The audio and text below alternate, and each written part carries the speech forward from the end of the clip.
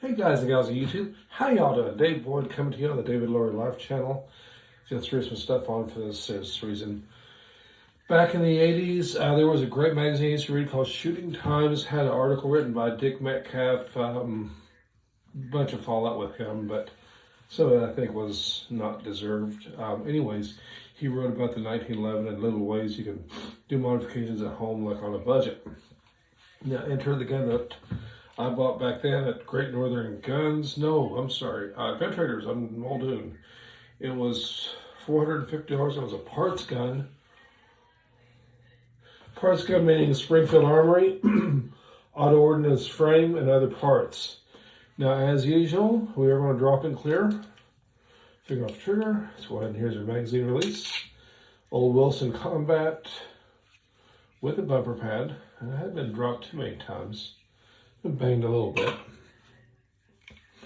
Now this gun, let's see. That'd be the easiest way. Just put a little pressure on the side lock here. Empty chamber. And it's empty. I was putting in cock and lock mode. Now these are millet sights, which were all the rage at the time.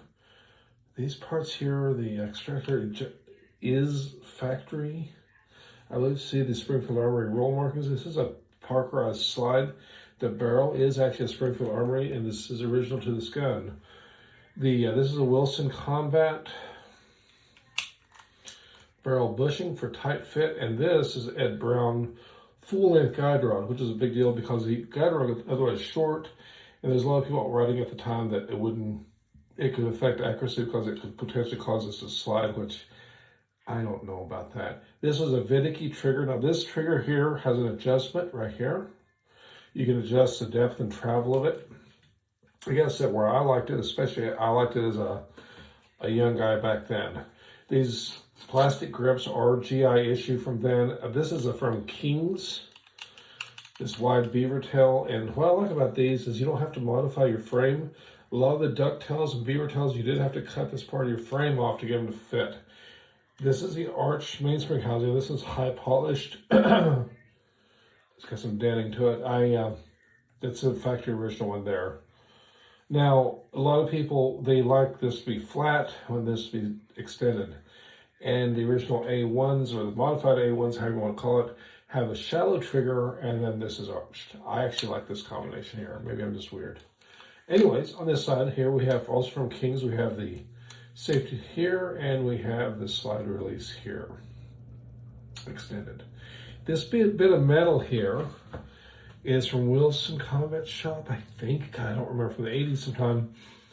And normally what it does is it comes up here, and it does to protect your hand from the slides, because a lot of people would knurl the front here, and they would cock it from here, especially with your lighter loads, or 38 Supers and things that were from the time.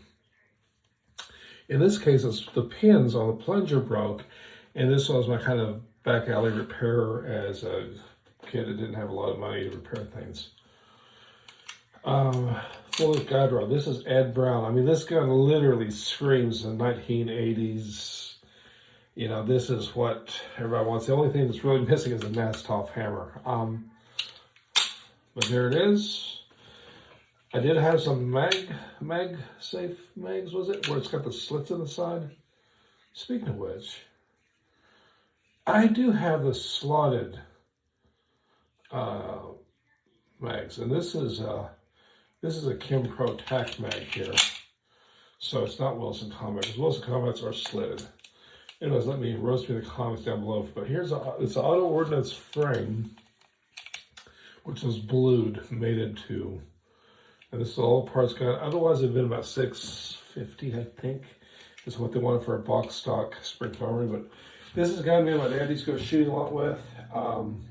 Still feels very pointable to me. I still really like the feel of the 1911, but as you know, I'm more of a revolver person. But this thing's pretty great. And sometimes handling makes you just want to go shoot. It probably hasn't been fired in probably 20 years.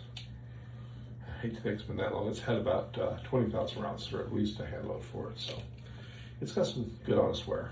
But it's had a couple of different barrels in here. And this was a factory barrels back. So Anyways, hey, if you like the video, please give me a thumbs up. Let me know what you think. What do you guys think about the 1911? What do you think about a blast from the past like this guy here? And appreciate all the comments and views out there. Y'all take care. Till next time. Ciao.